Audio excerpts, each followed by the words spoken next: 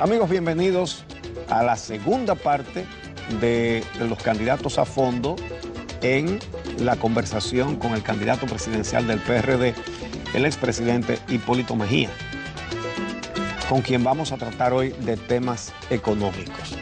Así que gracias de nuevo por estar con nosotros. Gracias a ustedes.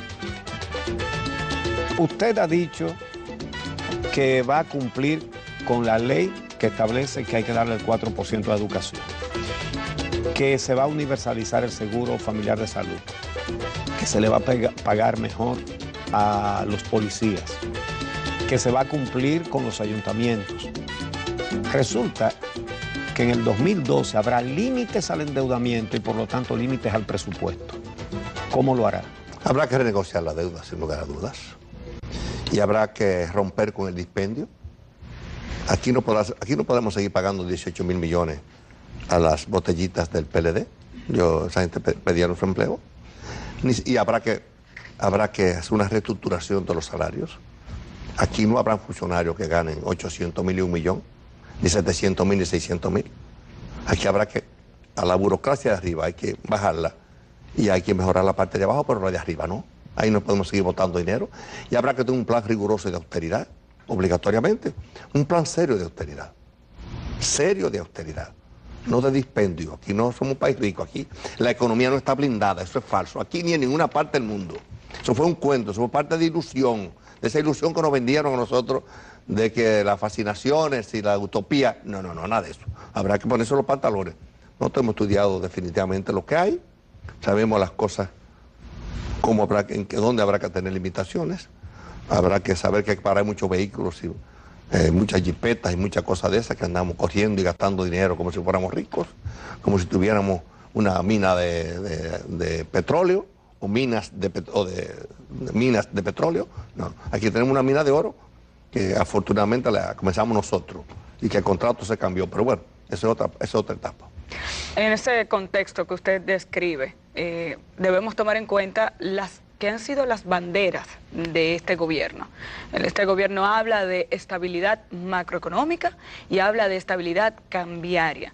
Con esas restricciones que se espera haya el próximo año, ¿será posible mantener esas banderas? Bueno, ha habido estabilidad macroeconómica muy bien, de 9 mil millones de dólares que debíamos, a pesar de la crisis bancaria, estamos en 23 mil millones. Y de 89 mil millones de la déficit del Banco Central estamos en 260 mil. Y no se le ha pagado al Banco Central el dinero que se comprometieron. Bajo ese alegato de la estabilidad macroeconómica con ese sacrificio y de la metida de pata que hubo de que cuando estaba en 41, donde llegaron, la bajaron a 28 y ahí se fueron todas las zonas francas, todas. Y ahí se fueron todas las exportaciones nacionales. Aquí no se exporta, aquí se exporta algo. El país está importando 18 mil millones de dólares y está exportando menos de 4 mil. Aquí hay que amarrarse los pantalones y tener una imagen clara y una proyección clara y una perspectiva clara de exportar. Hay que producir, así como ha producido con éxito bananos, con éxito. Y como comenzamos, debiéramos haber tenido éxito en las frutas y vegetales y los invernaderos. Y debimos haber tenido éxito en cacao, como lo tenemos. Deberíamos tener éxito en el café, que fuimos un producto tradicional. Y debemos tener éxito como tuvimos en el tabaco, con los cigarros dominicanos, que son muy buenos. Y debimos tener éxito en la industria azucarera, que la destruimos. Pero hay que retomar el campo como una posibilidad. O hacer las importaciones dolosas que estamos haciendo. ¿Usted tiene una idea de las importaciones que se están haciendo en el país? Yo creo que yo no quisiera gastarte más tiempo en eso. Yo tengo aquí lo que ha sucedido en el país con las ligerezas en las importaciones de todo, de frijoles, arroz, carne de pollo, carne de cerdo, de todo, fuera de TLC y dentro de TLC. Entonces esas cosas hay que poner en un régimen ya. No podemos seguir con esta despilfarro, estas francachelas. No es posible seguir con eso. Ahora, la meta, la expectativa de la estabilidad macroeconómica, hay que hacer un sacrificio y esquematizarse con la suficiente voluntad y delicadeza para mantener la estabilidad macroeconómica, sin lugar a dudas. Los organismos internacionales, como por ejemplo el Banco Mundial, reconocen que la economía dominicana ha sido la que más ha crecido en América Latina durante 50 años, durante medio siglo. Sin embargo, esos mismos organismos, como por ejemplo el PNUD, en su informe sobre desarrollo humano de la República Dominicana, señalan que si bien es cierto que ha habido mucho crecimiento, ese crecimiento no ha beneficiado a la mayoría de la población dominicana, que ha sido una prosperidad para muy pocos. ¿Qué haría para mantener el crecimiento de la economía y para que éste se distribuya de una manera más justa? Tú has visto todos los parámetros de todos los organismos que tienen que ver con la evaluación que se le hace al Estado dominicano. Tú la tienes. Sí. En corrupción, en transparencia, en educación, en honestidad, en todo. ¿Tú crees que los números son verídicos? Yo debo decir que sí, pero no son verídicos. Número uno. Número dos, los organismos internacionales, de cuales todos somos miembros, del BID, del Fondo Monetario, nosotros somos miembros de eso.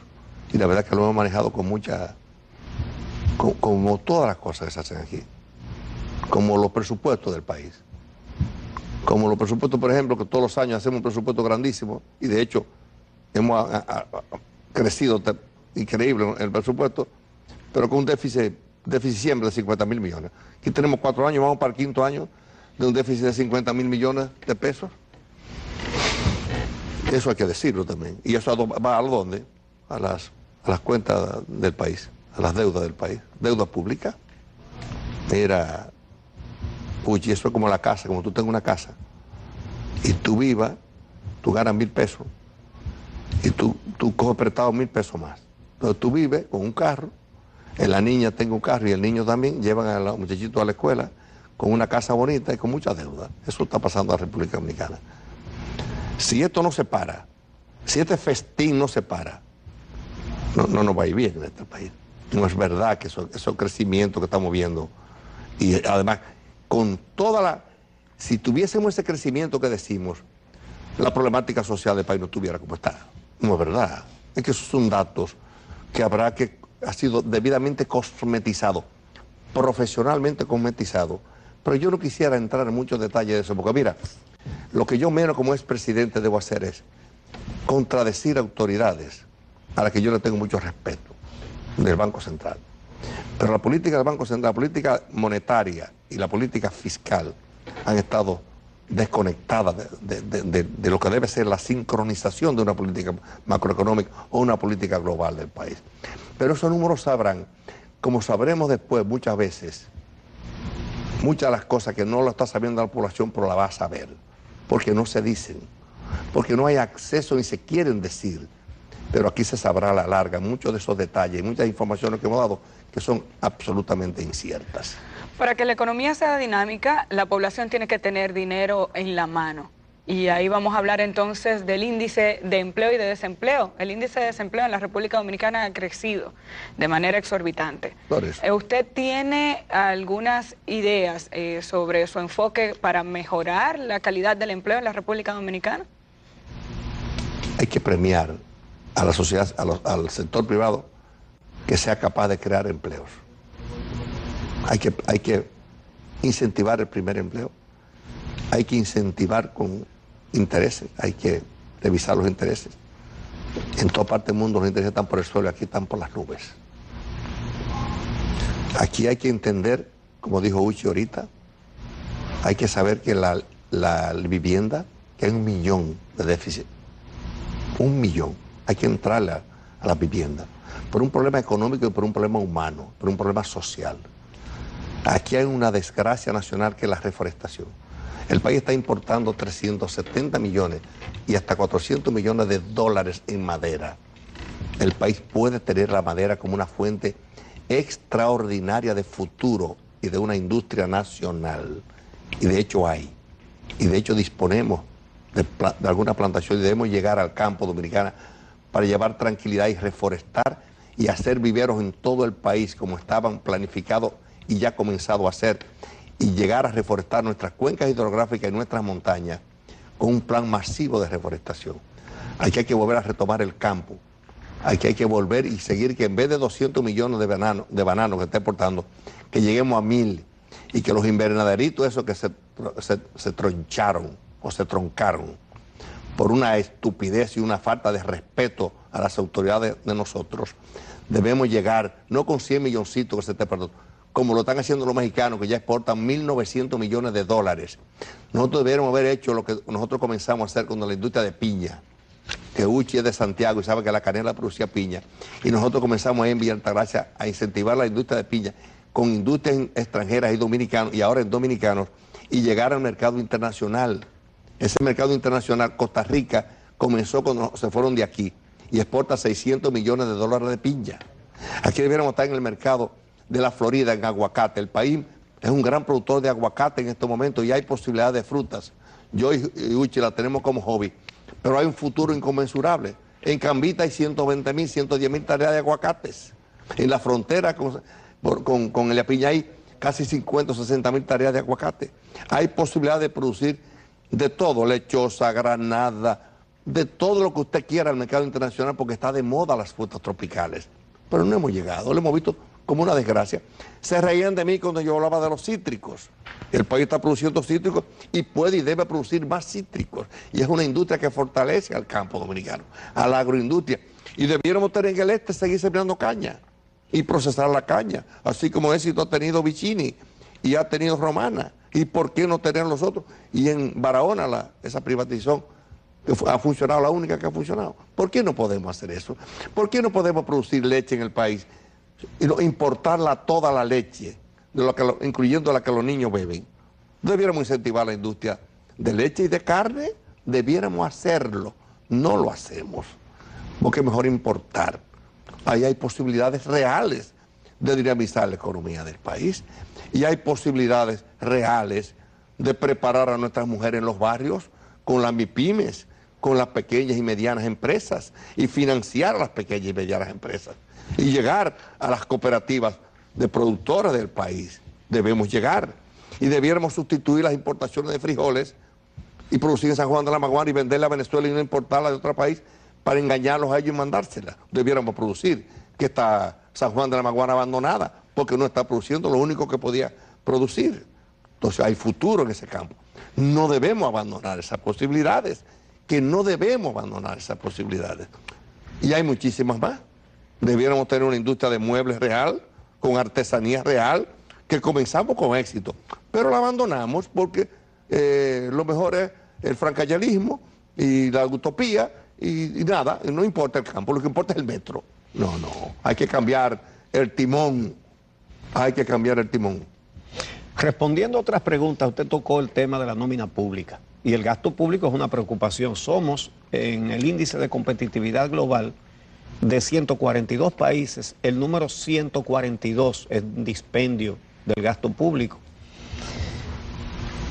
Pero cuando usted dice que se va a acabar eso de las botellas y todas esas cosas, usted es candidato de un partido grande, en el cual hay mucha gente que espera ganar para ir al erario, para ir a la nómina pública. De hecho, cuando usted fue presidente, no había tantos subsecretarios, pero había muchos ayudantes civiles. Hay más ahora, hay doble hora, o 5 veces pero más. Había muchos ayudantes civiles. Bueno, cuando menos hay que nombrar 2 en cada provincia, y lo vamos a nombrar. Y hay que disminuir los 18.000 millones, pero no gastemos 18.000. Vamos a gastar 5.000, pero ya hay 13.000 millones economizados de la botellita para que esté sentado en su casa.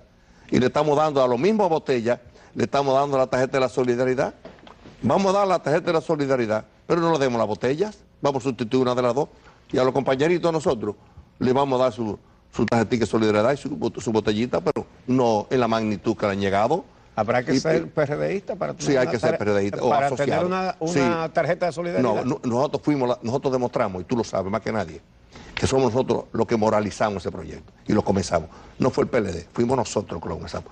La doctora Milagros Ortiz Bosch comenzó ese proyecto de una manera seria, dándole a las madres de los niños a las escuelas, no importando cuál partido fuera, sino a las madres de las madres. Es un proyecto serio.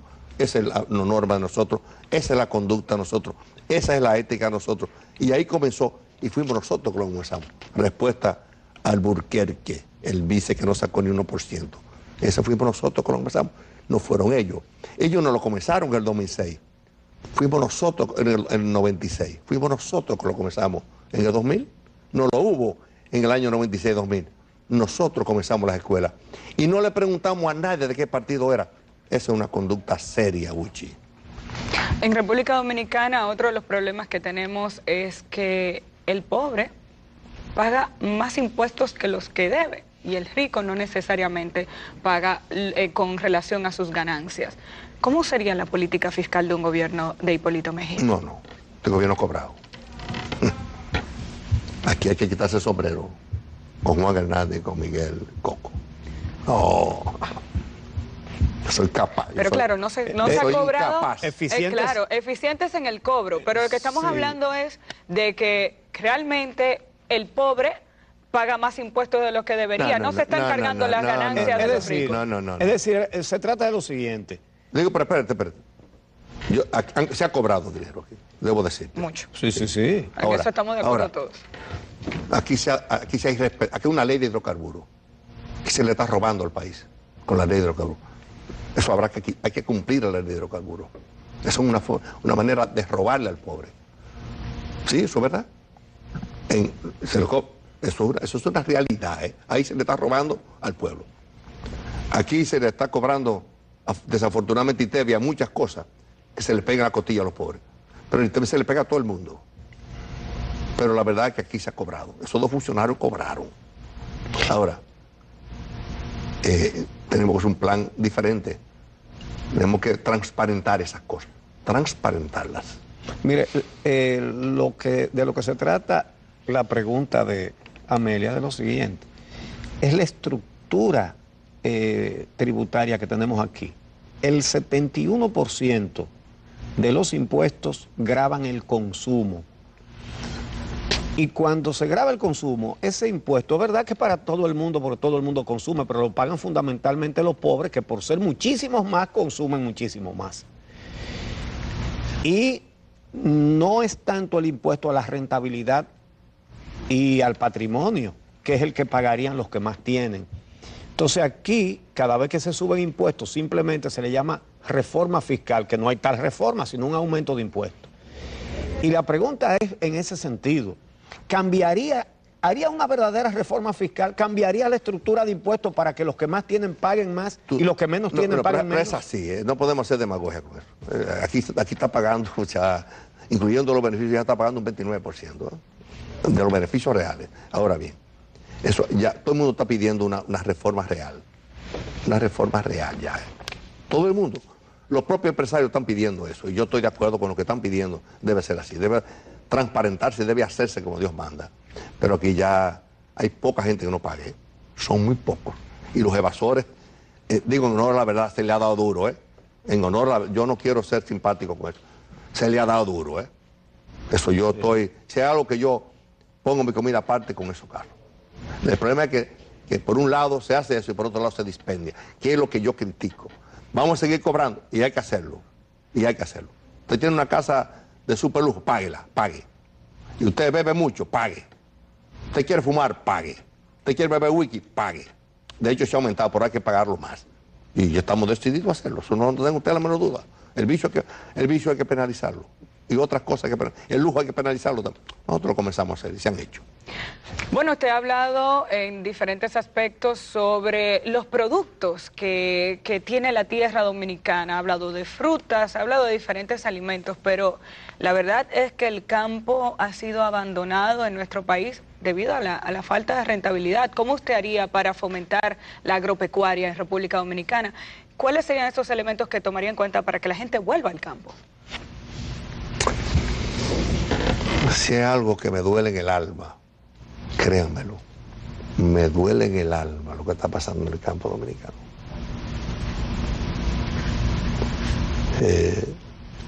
Cuando yo hablo de ese tema, me recuerdo cuando yo estaba chiquito.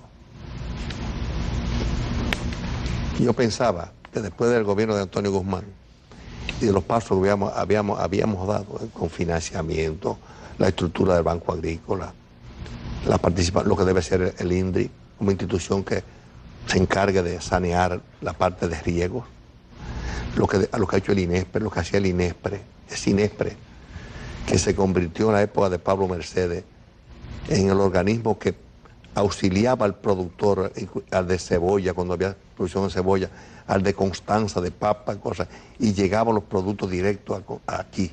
Y el mercado que comenzamos a hacer para que la gente viniera a subastar ahí, sin evitar los peldaños de la comercialización, a un banco agrícola que debía tener plata para que llegara a los confines de la sociedad. La inversión de 3.000 millones en Bajo Yuna para que hubiese agua y los arrozales pudieran tener agua permanente. El financiamiento al café, que tiene una función doble, y al cacao, de reforestación de nuestras cuencas hidrográficas, que desapareció. La importancia del coco como un cultivo que ya llegábamos a todos los escenarios internacionales y estamos importando hasta coco para hacer la crema de coco. Y estamos importando café para... A mí me da pena eso, a mí me duele en el alma, o ver que la leche que usted está tomando es de fuera, a mí me mata. Es más, si hay algo que yo me sentía orgulloso es que mis hijos fueran agrónomos. Uno es ingeniero agrónomo con una especialidad en administración, un MBA, y el otro es ingeniero zootecnista en producción animal. Y que mis nietos, alguien fuera capaz de seguir mi tradición de 5 generaciones de productor agrícola. Yo quería que los invernaderos fueran una realidad en todo el territorio nacional, aprovecháramos el gran mercado norteamericano, el mercado europeo, las islas del Caribe, que antes las suplíamos, y muchos países, incluyendo a Canadá durante el frío. Eso se cayó todo. Los arrozales que eran rentables en estos momentos nos deben una pila de dinero. A mí particularmente me deben 46 millones en una pequeña empresita que nosotros comenzamos allá en la Herradura, por un famoso plan social que hace que no le pagan cuando el dueño de factoría la produce. Y yo decía, ¿cuál de mis nietos será que va a seguir mi tradición de agricultor? Y me encuentro que es más chiquito y me dice, yo voy a estudiar veterinaria. Se llama David. David, te felicito. Y dice, no, pero es para curar perros. Entonces esa es la mejor respuesta de lo que el sentimiento, de la actitud, de la melancolía, del romanticismo, de mi adhesión y mi cariño con el campo, yo no quiero hablar de eso. Pero yo me siento mal, Uchi. Pero usted acaba de decir... yo me siento mal. Usted acaba de decir que el agrícola debería tener plata, fondos. Pero recientemente usted le dijo a un grupo de arroceros que no paguen. ¿Y qué van a pagar? Que no paguen porque usted le va a condonar la deuda. Pero sí, pero yo la condoné. Uno de los problemas de la producción no me agrícola. No me la malinterprete, no me vea con esa interpretando como interpretó todo. Te la voy a contestar. Oye, Uchi, la ley del Banco Agrícola, la ley de la reforma agraria dice que tú tienes que cubrir cuando hay esas crisis. Los parceleros de reforma agraria, no hay una factoría que esté vigente, todas están cerradas. Yo fui a ese sitio, porque yo estaba en un lugar, en Cotuí, y cuando yo hablé, y Nagua, y yo dije, de 184 parceleros que habían, 170 no califican para Banco Agrícola y 14 solamente califican, porque quebraron todo. ¿Qué tú quieres que pague? ¿Con qué van a pagar? Yo se lo voy a pagar. Y se lo pagué antes, y se lo voy a volver a pagar ahora, porque las importaciones, que te las voy a dar ahora, después que pase el programa, han quebrado, y la falta de atención y la falta... Tú sabes que los mangos de ahí de Baní los dejaron secar por falta del Banco Agrícola. Entonces yo tengo que estar bravo con el Banco Agrícola y tengo que decirle a ellos, yo le voy a pagar esa deuda que ustedes tienen, que tengo derecho a pagársela porque ustedes lo han quebrado, el gobierno lo quebró. Pero usted no se lo va a pagar. Se lo voy a pagar. Porque no se lo va a pagar de su peculio, se lo va a pagar el contribuyente. El Estado, lo que se cogieron otro, yo se lo voy a pagar a ellos. Bueno, otra de las respuestas... Porque, oye, y eso, la verdad que yo me siento mal con eso, créanmelo, A mí me producía una rabia cada vez que yo veo que mi gente le estamos empujando. De Vallejuelo no le han pagado la cebolla hace 3 años. De San Juan de la Maguana no le han pagado a algunos bandoleros que se robaron los frijoles de ellos y no le han pagado a los agricultores de San Juan de la Maguana. Y de aquí de Palenque tampoco. Yo me siento mal porque lo engañaron. Les quitan los frutos, se los llevan a INEP y no le pagan. Entonces la verdad es que yo me siento mal. Porque ¿por qué hay que regalarle a nadie, a un bobo en la capital, a un barrio? Y no a la gente que estamos empujando de los campos para que venga a fumar los cordones de miseria en la ciudad. Y tenemos la macrocefalia que estamos produciendo en las grandes ciudades, y haciendo puentes, y alzados, y metros, y todo el mundo viendo eso, y abandonando el campo. Oye, la verdad que yo me siento ofendido e irrespetado como campesino. Yo quería y quiero seguir siendo campesino. Quisiera pensar como los campesinos. Quisiera que el campo dominicano no se abandone. Quisiera que no sea azotado por los haitianos. Pero ya son ellos los que están viviendo en los campos, porque la gente se ha ido. Oye, la verdad que a mí me duele en el alma ver esas zonas cafeteras, cafetaleras, de Moca, de Baní, de Barahona, abandonadas las plantaciones de café, con bejucos. Y ver, yo fui el día pasado a Yamasá, y fui a Cotuí, ver que los agricultores que yo le pagué 3.000 millones de pesos, yo le pagué a los productores de cacao, los SUSI, 3.000 millones de las deudas viejas que tenía del ciclón George, se lo pagué, y hay que ver las plantaciones que tiene. Tú la has ido a ver, yo quiero invitar a ti para que la vean.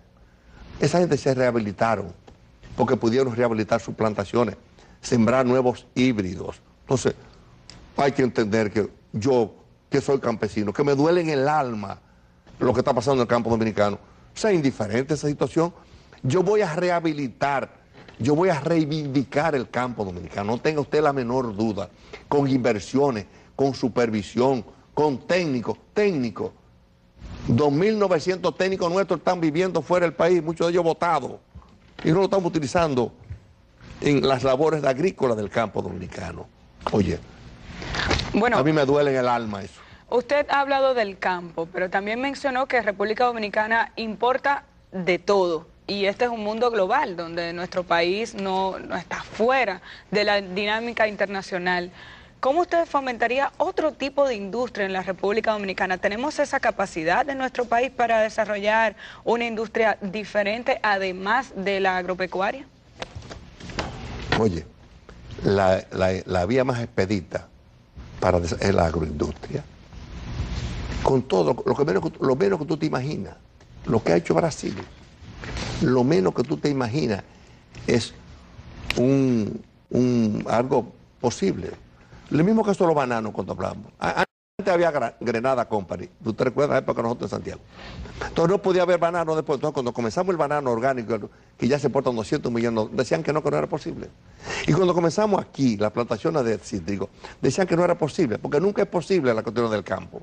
Y cuando comenzamos las piñas, decían que no era posible. Y a mí me duele que Costa Rica exporta 600 millones de dólares de piña. Y lo hay hasta de todo, porque se vende de todo ya. Hasta la granada se vende, la pitahaya se vende, el rambután, el lichi. Yo quiero ver las lomas de San José de Ocoa, de Constanza, Arauca, sembrar de lichi de longan, que vale $3.50 el kilo en Miami, en la Florida, y ya no habrá, en la Florida no podrá competir.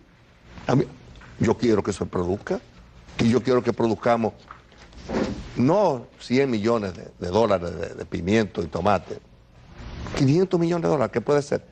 Y eso, cada tarea, 100 tareas de invernadero son 100 empleados el año entero. Yo tenía 100 tareas y tenía 100 empleados. Todo lo que yo tengo en la finca mía, todo lo que yo tengo, que quité los plásticos y lo dejé ahí en protesta. Yo quité yo tenía 100 empleos y los quité. Yo tengo ahí una... ¿Tú la viste? ¿Por qué? Bravo, trancaron todos los muchachos por ser ellos los descubridores de los invernaderos. Ahora dicen algunos idiotas del país, ay, tenían razón, los invernaderos es una maravilla, pero usted no castró esa posibilidad. Eso está ahí, ese pecado está ahí en el mundo entero. Y no solamente tomate, ají, pepino, zucchini. Oye, hasta el zucchini también. Tenemos que enseñar a nuestros hijos a comer zucchini. Tenemos que enseñarlo. Y hay posibilidades de hacerlo bien. Y hasta hay posibilidades de producir carne orgánica, de pollo del campo, lo que había antes en nuestro campo. En tu casa se comía un pollo a la semana y en mi casa también. Lo llevábamos de los campos a la ciudad. Entonces esas cosas tenemos que recalcarlas en el país. Y cuando yo veo madera, cada vez que llevo 400 millones de dólares de madera, sabiendo que nosotros tenemos exportadores de madera, de pino y de madera preciosa también, a mí me duele en el alma eso. Me duele en el alma. Ideas para la... Yo voy a hacer la revolución del campo dominicano. Voy a comenzar. 4 años, muy poco, pero voy a comenzar. Ideas para la pequeña y mediana empresa. Eso es vital. Hay que tener el futuro del país. Corea, Taiwán, Japón, Alemania. Ahí que hay que ir a mi pyme, hay que ir a eso, a la cooperativa de todo. Ahí que hay que ir definitivamente. Con pequeña artesanía hay posibilidad en el país. Las hay todavía. Las hay. Nosotros entrenamos miles de mujeres en cosas elementales, de hacer ropita, de hacer zapaticos, hasta eso. La comunidad mía en Gurabo, eso es lo que hacía antes, ropa de niños. Yo vi un mercado en Europa ahora inconmensurable, de Marruecos, de países africanos, sombreros que hacíamos nosotros. Es una posibilidad. Ecuador se ha tomado ese mercado. Costa Rica no quitó el mercado de la yuca, hasta de la tallota. Tú que vas siempre a donde Rafaelito a Jarabacoa. Yeah. Ahí producimos cantidad de tallota. Hasta la tallota la consume nuestra etnia en Nueva York y en Europa, y aquí mismo se está consumiendo con zanahoria. Ahí hay posibilidades increíbles para este país. Vamos a hablar ahora de relaciones internacionales. Iniciemos con el tema haitiano. Nuestro país vecino es un tema de mucha relevancia para el Estado Dominicano, porque con Haití tenemos que hablar no solamente de las relaciones gobierno-gobierno, sino del tema migratorio. ¿Cómo sería su política con relación a Haití? Eso es algo que me duele en el alma también. Se hizo una ley migratoria. Yo se la entregué, la firmé el día 15 de agosto, se la entregué ahí al secretario Almeida Rancière, con el reglamento. Tenemos 7 años esperando la aplicación de la ley y el reglamento. Está muy clara, definida. La ley no solamente contra los haitianos, contra todo el mundo. La ley migratoria para todo el mundo. Y debe ser. Ahora, que el problema haitiano es un problema grave para nosotros. Sí, es un problema grave para nosotros. Tenemos 1 millón de haitianos en el país. Y tenemos que verlo como un problema. Y yo decía, en todos los foros internacionales, que Canadá, Estados Unidos y Francia tenían que asumir su responsabilidad. Y deben asumirla. Y no la han asumido. Deben asumirla. El presidente que maneja las relaciones internacionales no tiene que ponerse bravo cuando Hillary le mandó un boche. Porque ha habido ese chismecito. No es haciéndolo en una universidad ya que se resuelve el problema. Porque para hacerlo en la universidad ya se la hago aquí y financio el estudio de ellos aquí, como han hecho con los hijos de nosotros en otros países. Es diciendo la verdad a ellos, que ellos no han asumido su responsabilidad. Tienen que asumirlo, pero decírselo a frente, face to face, como dicen los americanos. Decirle que sí, eso es un problema grave. No meterse, nosotros tenemos que meternos en el problema haitiano. El problema de la incidencia de la política haitiana es de los haitianos. Nosotros nos queremos meter, y se han metido algunos funcionarios en la política haitiana, financiando y metidos con problemas con lo que hubo. Yo nunca me metí en los problemas de la política, de los líderes haitianos, nunca me metí. Y fui amigo de Aristide, y no me metí en su golpe de Estado ni nada de eso, no lo hice nunca, porque es un país soberano. Es una media isla, la tenemos ahí, es un gran mercado para nosotros, pero tenemos que delimitar con una regla migratoria clara. Usted viene a trabajar en construcción aquí, bajo un contrato, usted no va a eso, no se puede. Porque no podemos tener gente aquí en las calles haciendo esa cosa que estamos contemplando, porque no hay una ley migratoria que lo haga serio, no inhumana, como tránquenlo en un camión y llévenselo para allá. No, no, no. Poniendo las reglas claras y hablando con ellos claros y diciéndole a nuestros vecinos, a Canadá y todo, que es claro, porque la seguridad de ellos y de los Estados Unidos depende de que no haya un colapso en Haití, se tengan que ir para Miami o se vayan para Canadá. Entonces ellos tienen que asumir su responsabilidad. Pero es el presidente quien tiene que manejar eso directamente, porque la política exterior de un país la maneja el presidente, no la maneja el secretario de Interior de Policía, ni el canciller. El canciller es la vía expedita para hacerlo, pero tiene que asumir su responsabilidad. Vamos a hablar un poquito sobre las relaciones, ya que estamos en relaciones exteriores, en política exterior, sobre las relaciones con Estados Unidos, nuestro principal socio comercial, pero al mismo tiempo una potencia hegemónica, expansionista.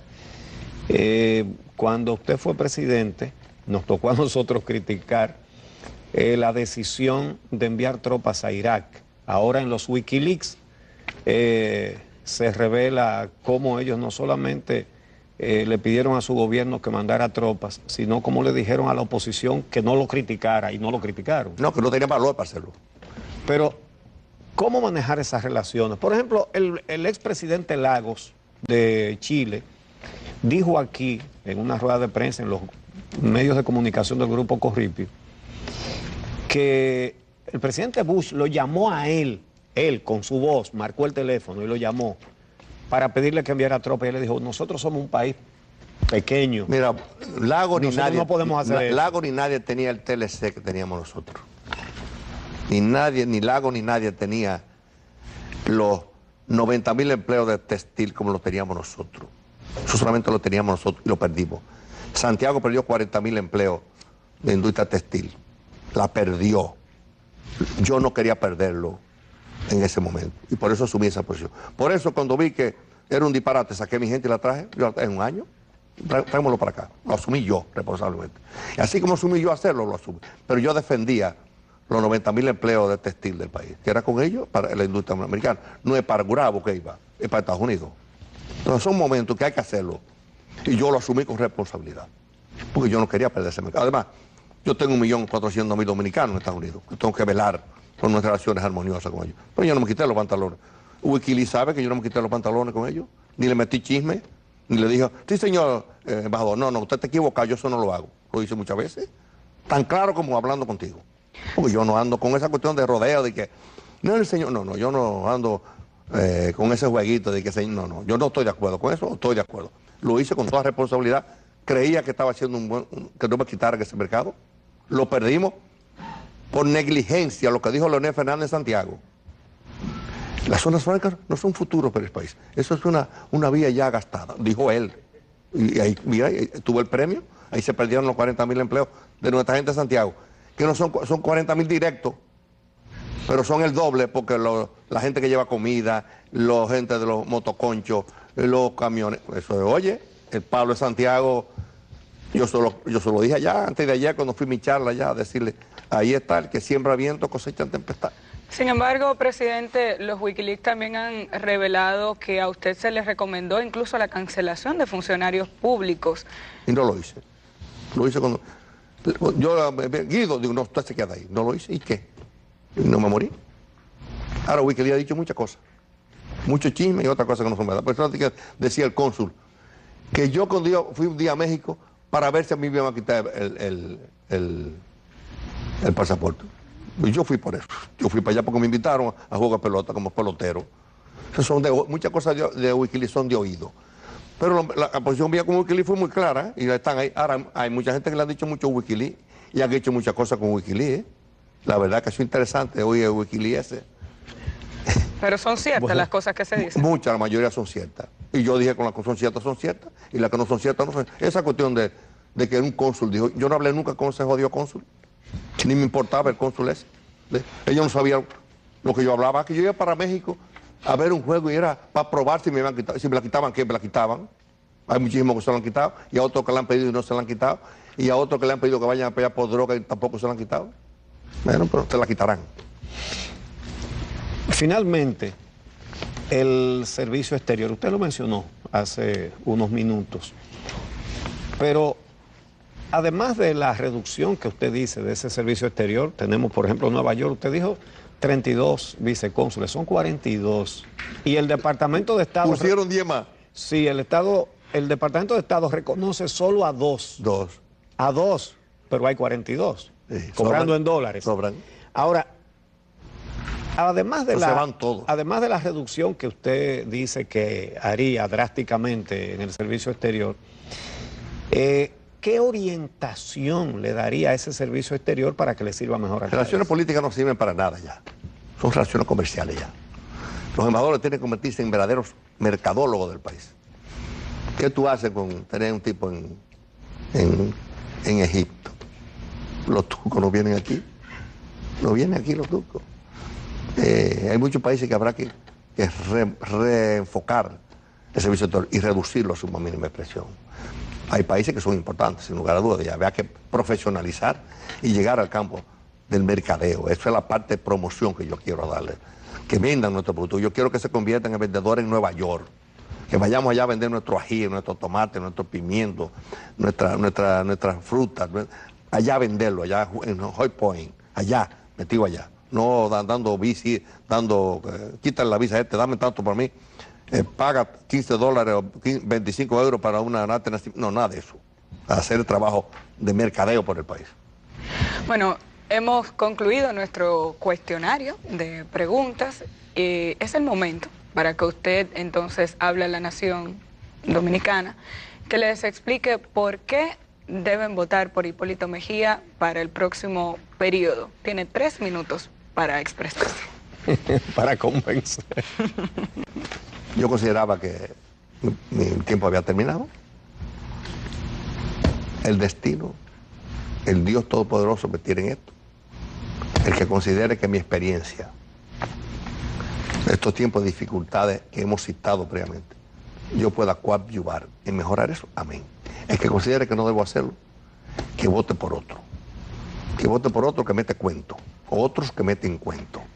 De este país no estamos para cuentos, este país estamos para asumir responsabilidad de decir al pan, pan y al vino, vino. Y yo estoy decidido a decir al pan, pan y al vino, vino, trabajar con la más absoluta honradez, la más absoluta honestidad y el manejo pulcro y constreñido de la economía nacional en momentos de dificultades, ver el futuro del país, visualizar el futuro sin utopía, sin ilusiones, sin fábricas de computadoras a competir con la India. No. Adaptar lo que es nuestro, no con teoría barata, ni con oferta demagógica, y con contemplación y con conceptualizaciones. No estamos para eso, estamos para tener los pies en la tierra y saber dónde estamos y hacia dónde vamos. Si le satisface mi posición, magnífico. El que no esté de acuerdo con ella, que vote por otro. Pero yo estoy decidido a enfrentar los males nacionales con seriedad y con trabajo. No con paseo. No, yo no estoy en eso para pasear. Yo estoy para seguir trabajando como estoy haciendo en mi campaña ahora. Lo hice antes, 12, 15 horas diarias. Yo quiero dedicar mis últimos años, que son los últimos años de mi vida, porque después de 70 no hay alternativa posible. A cuidar niños, nietos y bisnietos, a echarle maíz a la gallina, a cosechar un tomatico con la mano, ir allá a comer un rambután contigo y otras cosas más. Eso no fue lo que hizo Balaguer a esa edad. Balaguer aspiraba a eso. Balaguer me dijo a mí, al final de su vida, que él le hubiese gustado tener en ese momento a alguien que estuviera a su lado, un hijo, la esposa, un nieto, pasándole la mano a él, y que no tenía, y que le agradecía a Aníbal Páez, que dormía ahí, y lo afeitaba, lo bañaba. Ese que me está haciendo lo que debía hacer mi esposa. Lo que usted me decía, presidente, de una familia y de una esposa. Balaguer.